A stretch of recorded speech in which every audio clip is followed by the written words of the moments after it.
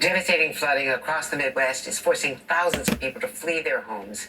In Minnesota, the Rapidan Dam is at risk of collapse, the surging river swallowing a home. This as the East Coast is now in the thick of an historic heat wave. We can attest to that. And it's not just the U.S. facing extreme weather. The U.K. and India are also scorching under abnormally high temperatures. And in China, flooding and landslides killed at least 47 people just last week. Scientists attribute these extreme weather events to climate change and warn that there's a lot more to come. A new article in Foreign Affairs magazine arguing that we're at a crucial moment, writing, with the world staggering under the weight of geopolitical challenges, it may seem an odd time to argue for greater ambition in the clean energy transition, yet that is exactly what the moment calls for. And joining me now are the authors of that article, Jason Bordoff, founding director of the Center on Global Energy Policy at Columbia University, and Megan O'Sullivan, director of the Harvard Belfer Center. So Jason, you're writing that transitioning to clean energy is generational in its undertaking. You have to build constituencies for this, though. And we've seen that, especially in political years like now, these issues become so toxic. And you also have the global problems of slowdowns economically, reluctance at COP28 to get anything really accomplished. And China. How do you fix these global challenges? Well, thanks for having us on, Andrew. You described the challenges, and Megan and I have been writing for a few years about why this energy transition, if it's not well managed, carefully implemented, can be problematic geopolitically. If consumers feel like they're being impacted in their pocketbooks, if affordability, reliability is negatively impacted along the way, the first thing we're going to see is support for the energy transition go by the wayside. And you can look at election results in Europe, see what happens in the US later this year. When people feel like they're bearing a cost, there's not going to be support for this. We need to move faster because of climate change is here and now, as you just said. I'm in London now in the middle of a heat wave. I thought I was leaving New York to escape a heat wave. And we've seen month after month breaking record temperatures. But the point we're making in the article is that a moment like this to remake the global economy in such a fundamental way, not only is urgently necessary for climate change, but actually presents an opportunity, if we're thoughtful about it, to break a kind of negative feedback loop we're in now, where geopolitics is making the transition harder and a mismanaged transition is making geopolitics worse. We can actually use this as an opportunity to reduce tensions between rich and poor countries as the divide has widened. Think about how to expand trading arrangements with countries in an era of fragmentation and protectionism. Especially if we're going to push back on China, we're going to need as many partners as possible to expand clean energy supply chains. So we walk through in the article the ways we think this is an opportunity, not only a necessary thing to do for the climate challenge. Yeah, that's what's so interesting in your approach, Megan, when you and Jason talk about this, because, conventional wisdom is that with two wars going on and, what Ukraine did in terms of the grain supply to sub-Saharan Africa, as well as other economic problems, China and the U.S., increasing tensions, trade wars, that it's the worst possible time to try to solve the problems. But you're arguing that there are opportunities here. Explain. Yeah, that's exactly right, Andrea. So what we're calling for is for people to just fundamentally change how they're thinking about the relationship between geopolitics and, what's happening in the international environment and climate change and climate action. As you say, it's commonplace to think that the two are a trade-off, they're in tension with each other. We're in a global world of great uncertainty, as you just suggested. And in such a place, you think people really, the inclination is to pull back. And what we're saying is, and we've been writing about, that these two things are very closely linked. Climate action, the energy transition, and geopolitics. And you can't de-link them. But right now, they're having a negative interaction. The deteriorating geopolitical environment is making it harder to reach our climate goals. It's making it more expensive. It's slowing it down. And the climate transition itself is exacerbating a lot of these negative geopolitical trends. And what we say is, hey, here's some ideas for how we can reverse this. And rather than having these two things competing with one another, we're suggesting that policymakers look at the energy transition and their efforts to craft the energy transition as a way of bringing about a better geopolitical environment. So let me give you one example that might make this less abstract. So right now, particularly in the United States, the consensus for free trade has virtually collapsed in both parties. And what we're saying is, if we can tie the need for more free trade and free trade agreements to a successful energy transition, we can actually demonstrate that people who, might actually otherwise not support giving more market access to countries might become supportive of it, because they'll realize we can only make an energy transition if we trade with more partners more vigorously, particularly if we want to make this energy transition without really strengthening China, which is where I think you can bring in some people who are more national security hawks. So we go through in some detail a variety of ways in which we should think more ambitiously about the energy transition as a way of actually improving the geopolitical environment rather than making it worse. And Jason, just to pick up on that, one response to China and China's dominance in the solar technology field, for instance, is to compete and to have legislation that helps, incentivize domestic production. But the other way would be to cooperate and not impose tariffs that create a trade war. Yeah, look, China has a dominant position in so many parts of the clean energy supply chain because of their own, not just competitiveness and good technology, but in many cases, subsidies, unfair competition, intellectual property theft. So there's a range of factors that have given them this lead in batteries, in refining and processing of critical minerals like lithium, electric vehicles, solar panels. So it is appropriate in different contexts. We need to be nuanced about it to think that 70, 80, 90% of dominance in a supply chain may not be a healthy thing for the global economy, for the energy transition. Thank you for the picture. It's precious. Sits within China. We need to diversify supply chains. We need to be realistic about how long that is going to take. We need to build other tools of resilience in case there are disruptions, geopolitical and otherwise. And we need policies to support building those supply chains in other places. It's hard to appreciate the scale and magnitude of just how big the numbers are in this energy transition. And that means it's going to take time. It's going to take policies like the Inflation Reduction Act.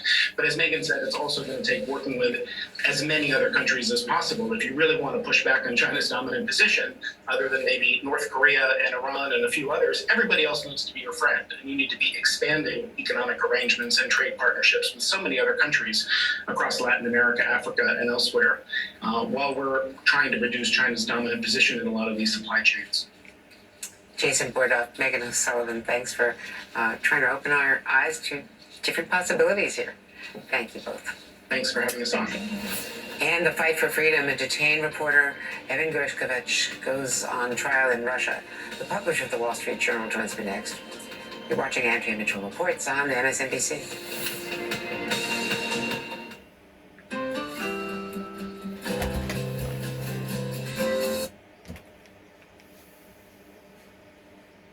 Let's go forward here. Let's keep going forward. Keep going forward. Stop right here. Energy drink. Go ahead. After months of former President Trump trying to make the case that President Biden is unfit for office. Well, now they're trying to lower expectations here. And the Biden campaign is also firing back after former President Trump over the weekend suggested that President Biden might be on some sort of performance-enhancing drugs. The Biden campaign now with a statement saying Donald Trump is so scared of being held accountable for his toxic agenda of attacking reproductive freedom and cutting Social Security that he and his allies are resorting to desperate desperate, obviously false lies. Now, President Biden, Chris, is right now at Camp David participating in mock debates, and we're told that his campaign is preparing a robust, rapid response operation, both at campaign headquarters in Delaware and also here on the ground in Atlanta to counter false. Let's go forward here. That's going to be tomorrow in Atlanta.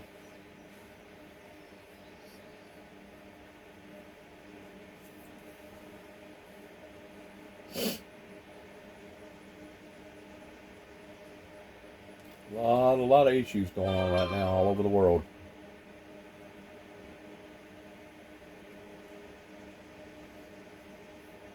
Actually, it's overwhelming to see what else is going on right now. Makes me wonder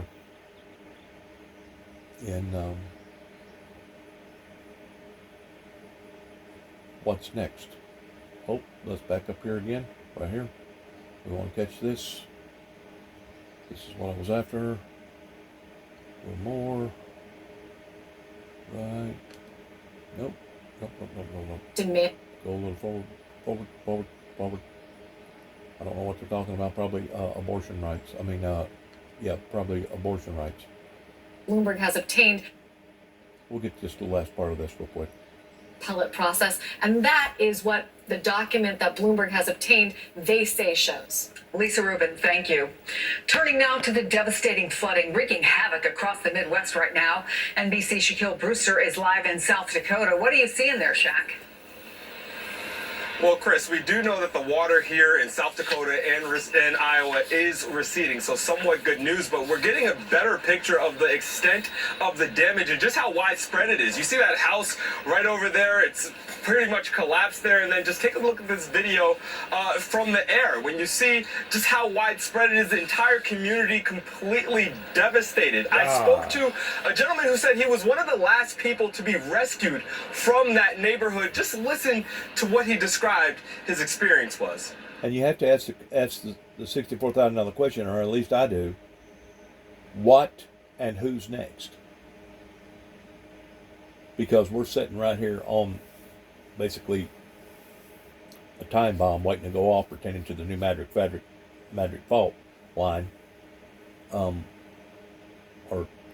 places out in California, or Yellowstone, or diseases, or plagues, or hurricanes, or more tornadoes, or whatever. These deluges have become now no longer a freak of nature. This abnormality has now become the norm, and it's only getting worse. And until we identify that and put forth every effort that we can to be able to change this, I'm just afraid, coming near a neighborhood near you, that things are only going to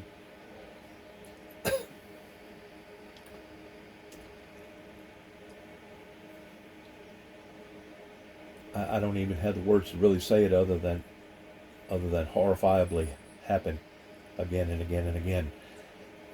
It's as if, and I've said this before, the world is regurgitating itself up onto society.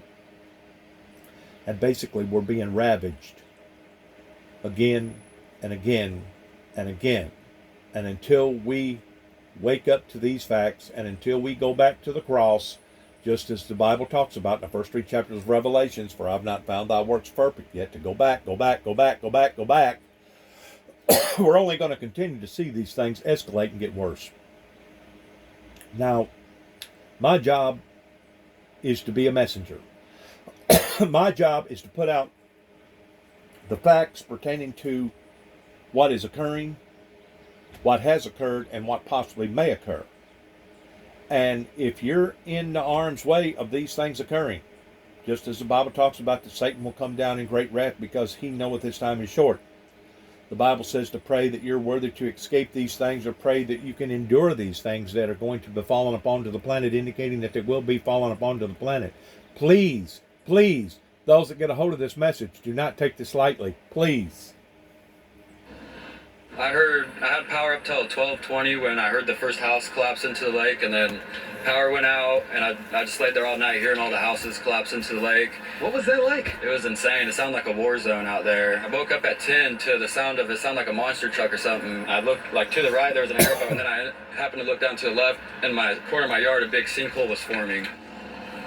That's got to be one of the most incrediblest, eeriest, scariest feelings, other than maybe to top it would be a great fire coming over the ridge line, fixing to basically consume any and everything around it. It's just, I don't think people can actually fully digest what is going on and how frequent that is going on unless they themselves has actually been in some sort of major catastrophic event. And, you know, whenever I was out there from 205 up until basically about 2013 or 14, whenever I finally decided to come back home, basically about 9 or 10 years there, that I was going around chasing or following after these catastrophes. And the worst catastrophe, or my first catastrophe that I went to, that even to this day was my worst, pertaining to staying down in southern Mississippi and Louisiana for almost a year, working the Katrina damage down there. It's just heartbreaking in either seeing something on the magnitude of Katrina or seeing something on the magnitude that just, you know, a few years ago hit up here in Humphreys County, Tennessee,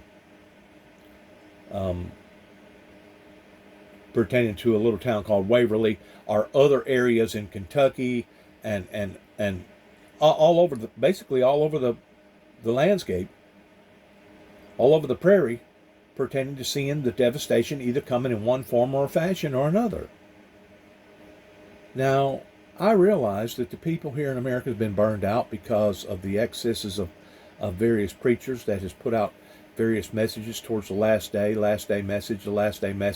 That's actually even spurred even revivals back in the late 1700s, early 1800s, and the 1900s, and even different areas. I realize that people has basically kind of like the old saying, well, the little boy cried wolf one too many times. Well, I'm telling you, the little boy's crying wolf again. And this time, we're not just seeing the end time messages, we're seeing the final end time messages pertaining to the Bible fulfilling itself, as it talks about that woe be unto the inhabitants here upon to the earth whenever you shall start to see, physically, tangibly see these things starting to occur. Woe, woe, woe. We are in one of the first woes right now that is devastatingly, unproportionately, humanitarianly, just horrendous in every way, compassionately thinking about. I mean, if it ain't that, we're seeing things all over the other parts of the world pertaining to great floods, and like Pakistan, or earthquakes, or, I mean, the world. And I said this the other day to somebody, and they really looked at me like I was crazy or something. The world is actually shrinking. It's just like taking air out of a balloon. The more air you take out of the balloon, the more the balloon shrinks. As the balloon is shrinking, we're seeing different occurrences happening, either through flooding pertaining to the glaciers now melting, or other events pertaining to deluges, or earthquakes, or other events that's even going to be more horrifyingly worse than even these. So please, please do not take these things lightly that we are looking at today on this particular recording. He's describing what he faced in those overnight hours between Sunday into Monday. Look at some cell phone video that he shot of what he saw in front of his house, his street, looking like a river. Look how fast that water is, how quickly that is moving there. And that is what so many people were fearing could happen when we talk about those historic levels of... Now keep in mind, that same area that you're looking at right there, probably less than 48 hours before that picture was taken, was completely high and dry. You've seen green grass. You've seen culverts. You've seen walkways. You've seen post office boxes. You see normalcy. This is not normalcy that you are looking at right here. This is abnormalcy. That I said a while ago, the abnormalcy is now becoming the normalcy because it's so frequent.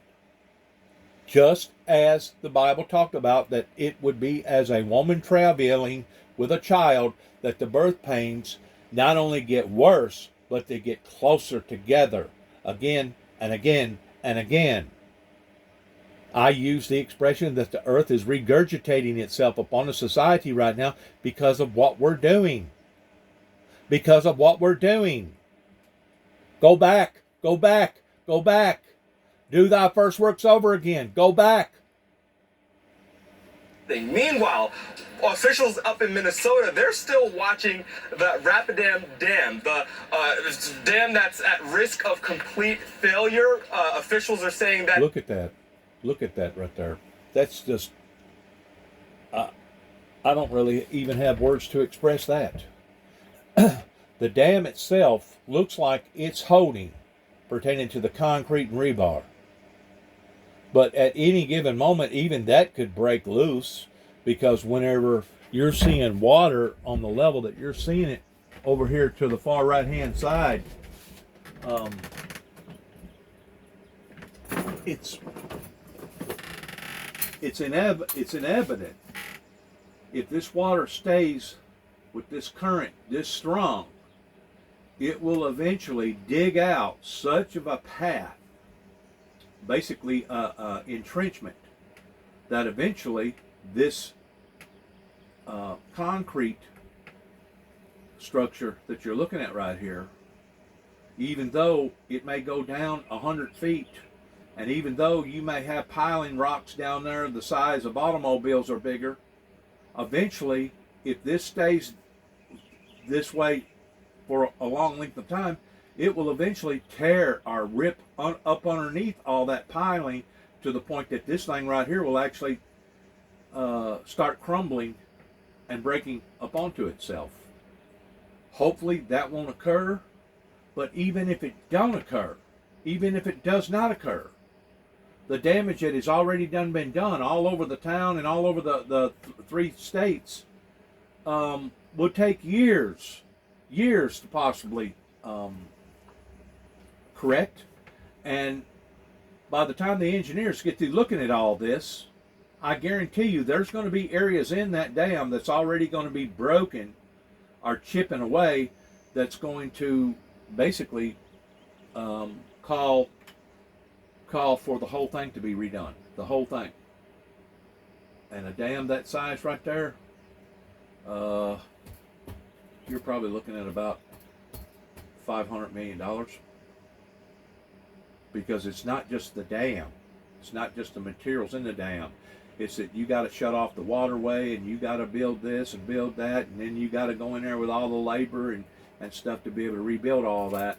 And it takes time to do all that. Time, effort, money, labor. I mean, these people are in bad shape. And there was another thing that they described, not on this particular recording, but there was another thing that they described pertaining to a railroad, a bridge that it gave way. That bridge it gave completely away, to the point that they're going to be suffering pertaining to bringing in their supplies, regardless whether it's supplies of wood or concrete or supplies of groceries or whatever. They're going to be struggling for years because of this. For years. I mean, we think that, that bridge, it fell because of a ship that hit it and knocked the piers out of it. We think that affected that particular area, in which it did, the Baltimore area and Washington, D.C., and all throughout that whole area over in that area, because of so many people over in that area. But this right here is just as tragic. This is just as tragic. This is huge. This whole roadway right here has completely been basically done away with. And I'm pretty sure that since 9/11, they actually done this particular dam right here, similar towards how they done up in Kentucky.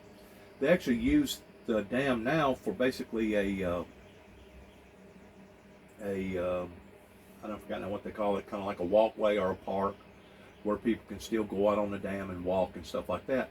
But ever since 9/11, Congress passed a law that any structure that was a dam had to be replaced with a actual roadway, especially if there was a roadway running through the dam, that they had to replace that in X amount of time to make sure that we did not be challenged with the same problem pertaining to a terrorist attack.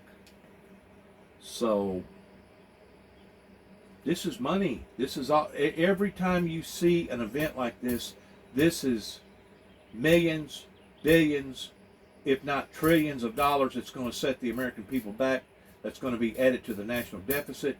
That's also going to be despairingly to people's lives. If not, I don't know how many. I ain't never heard yet for sure how many people that's actually died in all this. I've been hesitant about contacting my buddy in Minnesota that's originally from New Mexico, that was a firefighter up in New Mexico. I've been hesitant about wanting to call him because of all the fires and stuff that recently inundated that great state of New Mexico. I mean, these occurrences, my friends, are not going away. The abnormal is becoming the normal. It is no longer a mythology or an ideal or a thought or some sort of a vision or an envisionist telling people, well, these are the things that's going to occur. These are the things that are occurring. These things are occurring, and they're not just occurring in America. They're all over the other 7 continents of events similar to this, if not worse. I've never, ever, in my entire 63 years, seen the world basically hemorrhaging. I'm going to use that word, hemorrhaging, the way that it is right now, pertaining to humanity turning its back on God and turning its back on one another.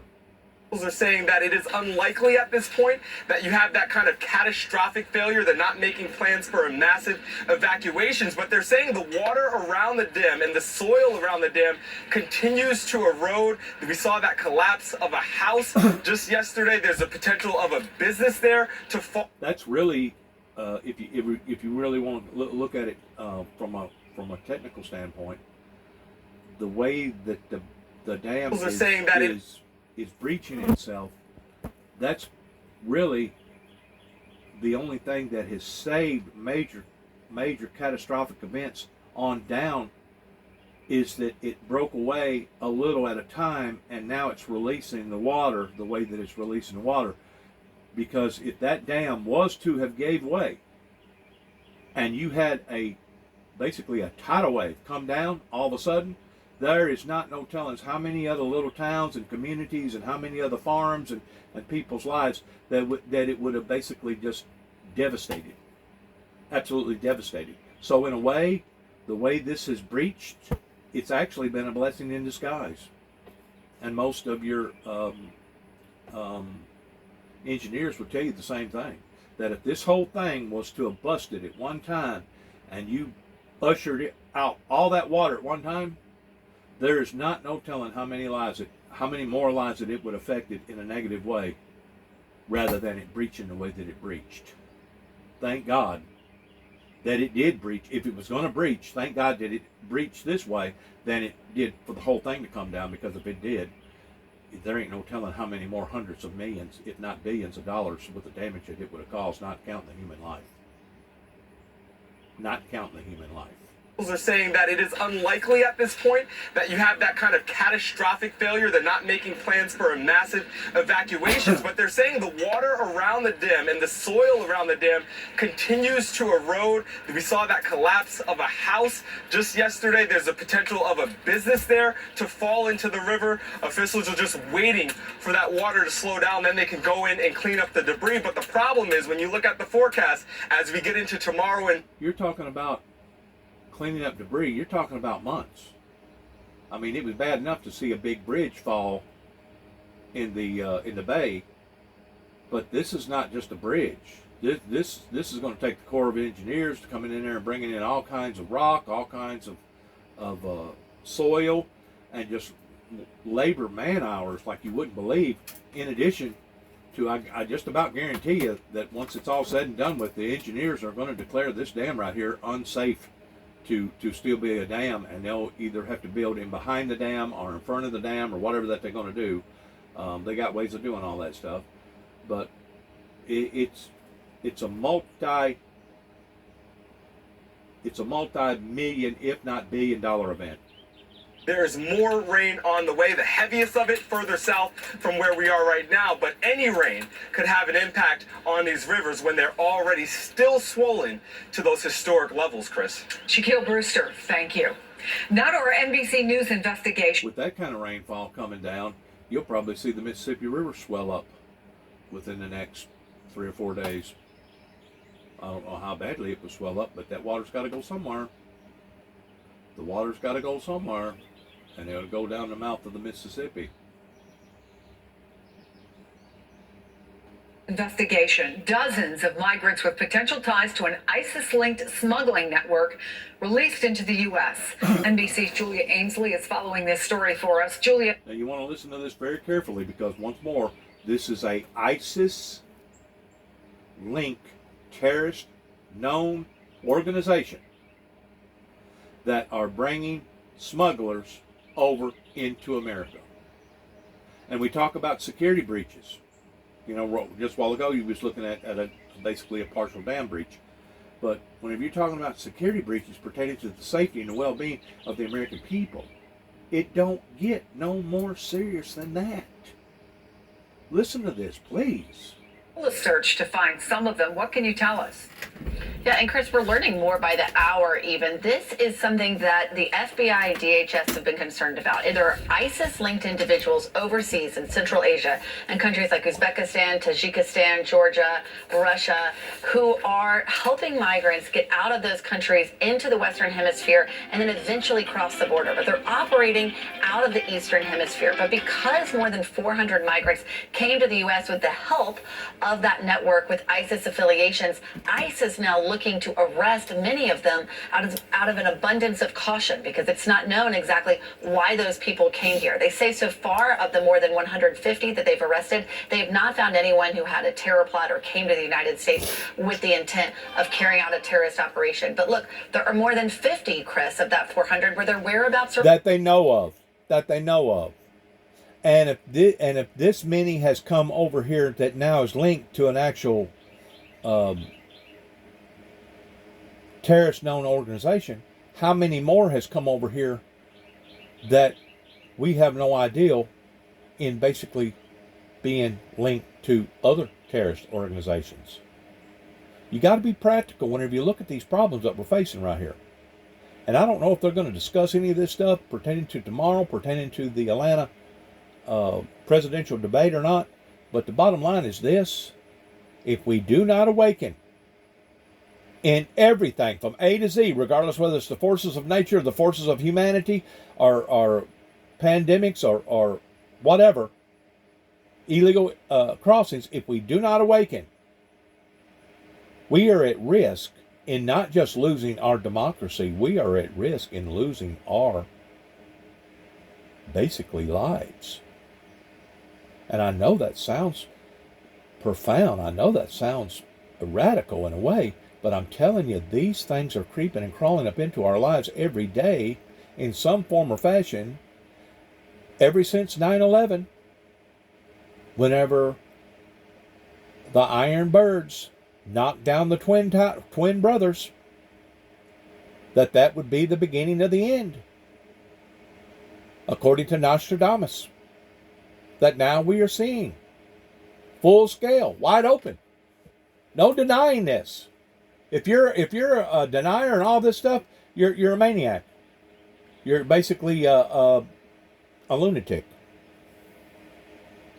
Are unknown. ICE doesn't know where they are, and we're told when they find them, they will arrest them. Important to point out, though, that those arrests are on immigration charges, not terrorism charges, because that's basically the lowest hanging fruit they can have to get these people off the streets, find out more information, and in many cases, see that they're deported quickly, Chris. Julia Ainsley, thank you. WikiLeaks founder Julian Assange is back in Australia today and a free man. NBC's Ryan Riley has more on this. I don't see how he's a free man, but go ahead. Go ahead with your report. To the Northern Mariana Islands for that brief hearing yesterday that took place, I guess, Wednesday morning there, so late last night for us here in the Eastern and EST time. But he now has landed in Australia, and after almost 15 years now, this is really the end of this saga. He was originally held because of charges that were later dropped involving sexual assault, and then he, of course, was inside of the embassy in the Ecuadorian embassy in London for a number of years, but he was held in that London prison for the last 5 years after charges were brought during the Trump administration against him. And this is a case that is going to have wider implications because of those espionage charges and what those charges could exactly mean for publishers going forward, because obviously WikiLeaks has a lot of differences between WikiLeaks and a standard news organization, but in the law, making those distinctions is a little bit difficult. Where do you draw those lines? What is a legitimate news organization, and then what is an entity that is more just publishing raw data that security officials would say puts lives at risk, because that information that was released, those hundreds or thousands of pages of documents that were released by WikiLeaks, had to do with the war in Afghanistan, the war in Iraq, and of course the documents in connection with the Guantanamo Bay detainees. So a lot of information that was publicized on the internet more than 15 years ago. Now it's all wrapped up here, Chris. There we see his reunion with his wife. They haven't spent much time together since they got married, so it's quite the reunion. Ryan Riley, thank you. Coming up in 90 seconds, how Donald Trump really feels about doing a debate with no audience. Stay right here.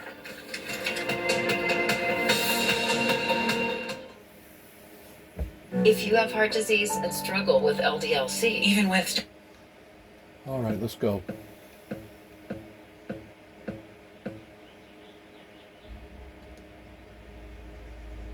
Campaign and him and his surrogates have been all out there saying that Joe Biden's going to come out and be jacked up on drugs or Mountain Dew or energy drinks. And I think that they know that Biden actually had a really strong performance, particularly in 2020 during that very first debate. There was wide consensus that Biden won. And so they're trying to set the bar a little bit higher, which is quite difficult, though, when it seems like they've set the bar so low for Biden when they've constantly attacked him for his mental acuity.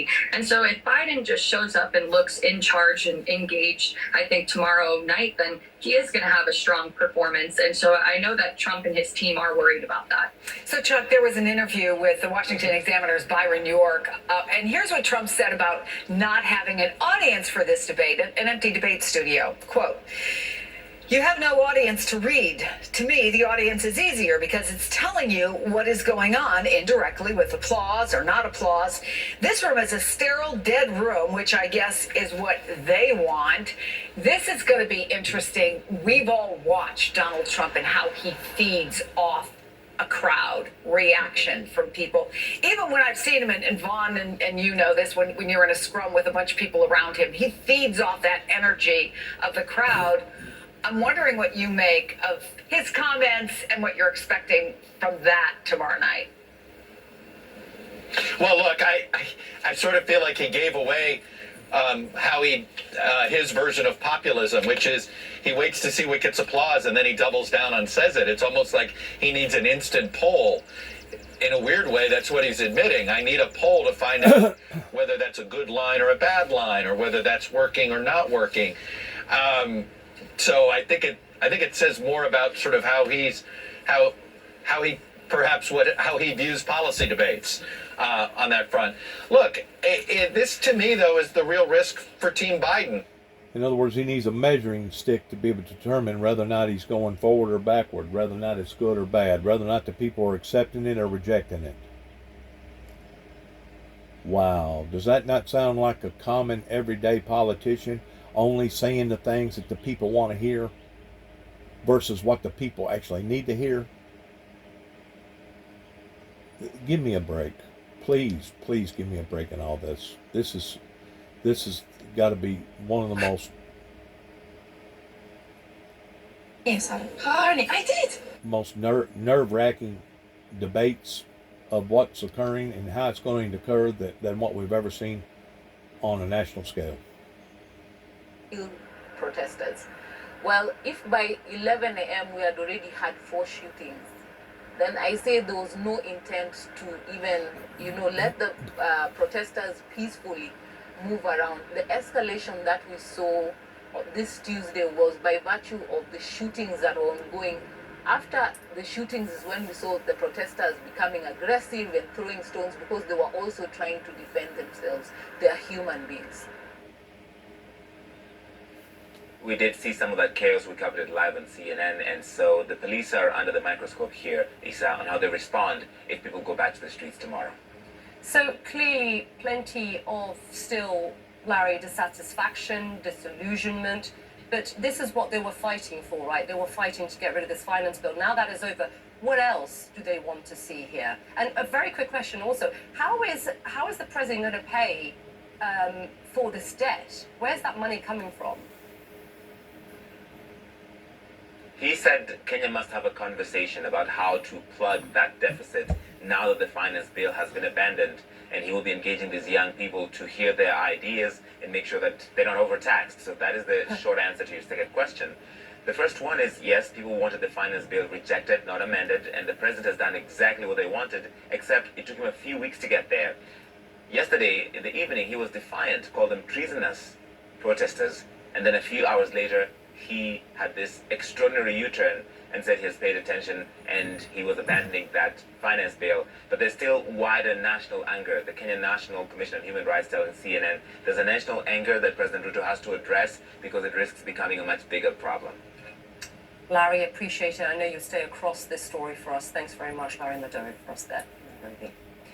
Well, health officials in Gaza say 60 people have been killed in Israeli attacks over the past 24 hours. We're about to show you footage from the scene of an airstrike in Beit Lahia, and we want to warn you, it is disturbing.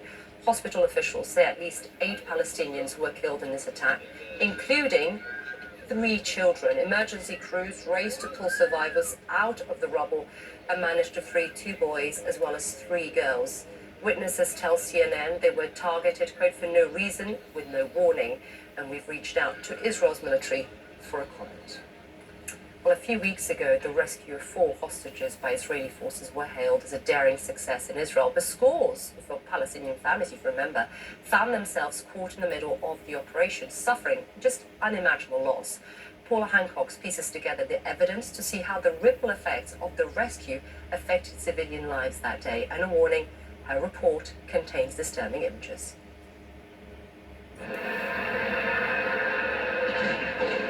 By the time Israeli forces leave this house in central Gaza,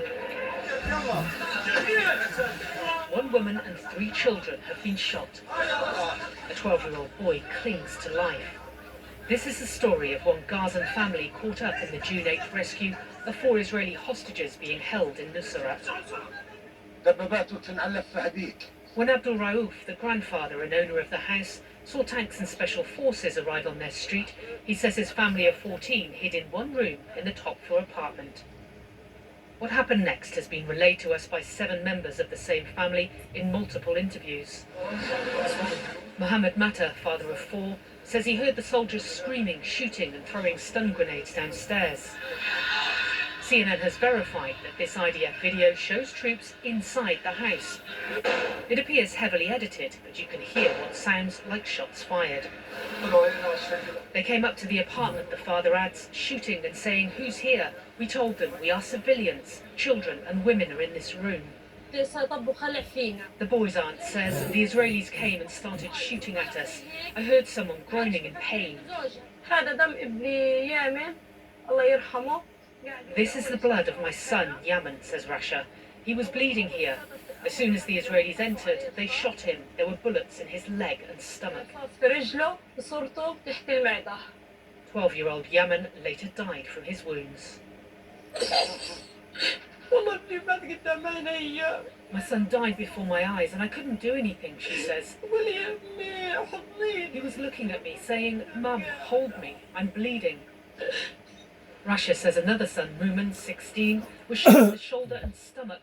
She wanted to help, but she says the soldiers threatened to kill them if she did. Another shot grazed the third son, the bullet striking his aunt in the leg. CNN has geolocated the buildings the hostages were rescued from. The family home is over a kilometre away, on a likely evacuation route the Israeli military used to extract the hostages from Gaza. The IDF says the battalion was there to secure the area during the operation. Inside the house, the grandfather says he and Yaman's father were taken to the corridor, hands tied behind their back, gagged and blindfolded, pointing out the plastic head cover left behind. The father says a soldier warned him, "Tell me where the resistance fighters and weapons are, or I will break your heart for your children." And he did it. He went to the room a minute later and I heard the gunshots.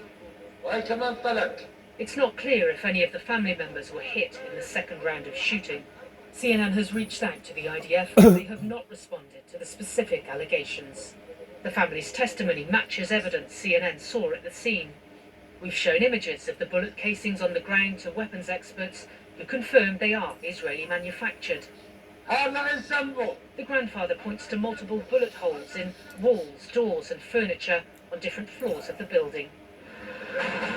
The family says Israeli troops were in their home for around 45 minutes. One soldier applied a dressing to Mumin's shoulder wound before they left. Outside, the grandfather tries to call an ambulance. He's told they cannot reach him. So the boys are loaded into a car and rushed to hospital, where Yaman is pronounced dead. Gaza health officials say more than 270 people were killed that day. No breakdown of fighters versus civilians, but this hospital footage shows women and children in every corner. Israel says the death toll is far lower, blaming Hamas for hiding hostages within the civilian population. One family's story, one small window into a day of hell for the residents of Nuseirat. Paula Hancock's CNN Jerusalem. This is the reason why that the Windmill Ministries missions ask for everybody to pray for the seriousness that's going on all over the world, especially over there in the Middle East right now. Because all lives matter. It may not be a life that you and me will ever be familiar with or that we will make contact with on a one-on-one basis. But whenever you see these things occurring and unfolding,